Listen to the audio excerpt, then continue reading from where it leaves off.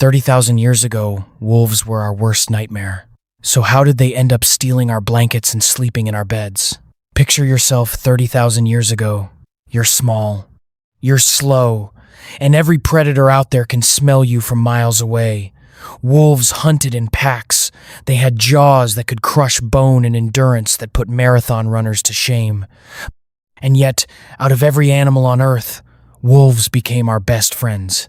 Not horses, not cows, not even monkeys. Today, over 900 million dogs live on Earth. They guard our homes, sniff out bombs, and rescue people from avalanches. Some dogs even wear little birthday hats while sitting next to cakes. That's how far we've come with former predators. But here's what blows my mind: nobody planned this. No ancient human ever said, "Let's invent a fluffy animal that plays fetch."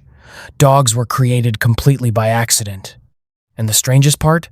Wolves may have started domesticating themselves before we even noticed. To understand this, you need to imagine the Ice Age, around 20,000 to 40,000 years ago. No cities, no stores, just frozen landscapes. Humans lived in small bands, maybe 20 to 50 people, constantly moving, constantly searching for food. Life was brutally hard. Most hunts failed. Winter killed people like clockwork. A broken leg could mean death. And at the edge of every human camp, just outside the firelight, wolves waited, watching, always watching. Here's the key detail. Humans are incredibly messy eaters. Even during starvation, we left behind scraps. To a hungry wolf, a human camp wasn't scary. It was a moving pile of free calories. At first, wolves approached cautiously. The bold ones crept closer inch by inch. The aggressive wolves got speared. The terrified ones got nothing. But the curious, less afraid wolves survived. Modern genetics suggests some wolves were simply born more comfortable around humans. No training, just personality. Over generations, the friendlier wolves got more food. The calmer ones stayed closer to camp. The hyper-aggressive wolves died out, and slowly, the friendly wolves began changing physically too. Smaller jaws, smaller bodies. Even different fur colors started appearing. Evolution was fast-tracking friendliness. This sounds fake, but scientists watch this happen in real time. In 1959, a Soviet geneticist named Dmitry Belyaev started an experiment with foxes. He wanted to understand domestication. So every generation, he bred only the tamest foxes. That's it. No tricks, no training. He simply bred the least aggressive foxes over and over.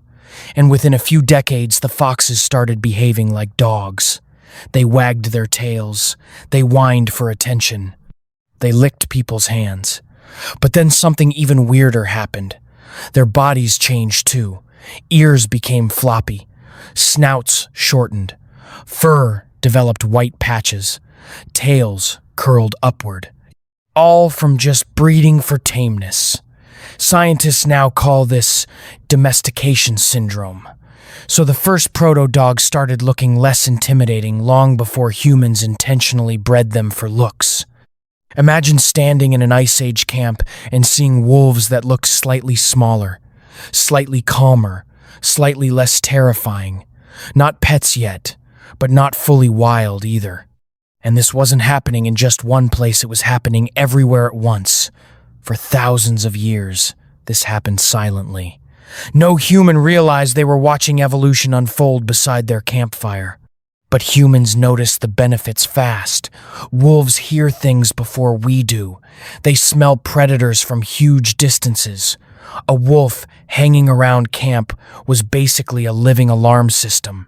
If bears approached, the wolves reacted first.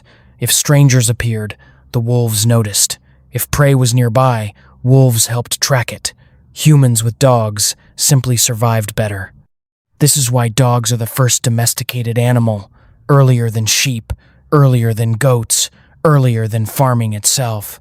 When humans invented agriculture, dogs changed again to stay with us. They evolved to digest starch, Something wolves still can't do well. Think about that. Dogs survived with us before writing, before cities, before metal tools, before the pyramids. And then something incredible happened. When you stare into a dog's eyes, both of you release oxytocin, the same hormone as a parent and child. Wolves don't do this with humans, but dogs do. Your Labrador staring at you isn't random evolution shaped them to love your face. Dogs even evolved puppy dog eyes, those raised inner brows, because humans cared more for expressive faces. Some anthropologists think dogs helped humans spread across the entire planet. Humans with dogs just survived better than humans without them. But domestication came with a cost. Dogs lost much of what made wolves wild, and human breeding created terrible health problems. Pugs struggle to breathe. Dachshunds get spinal problems. Bulldogs can't give birth naturally. Our love for cute came at a price. And yet the wolf's shadow still lives inside every dog.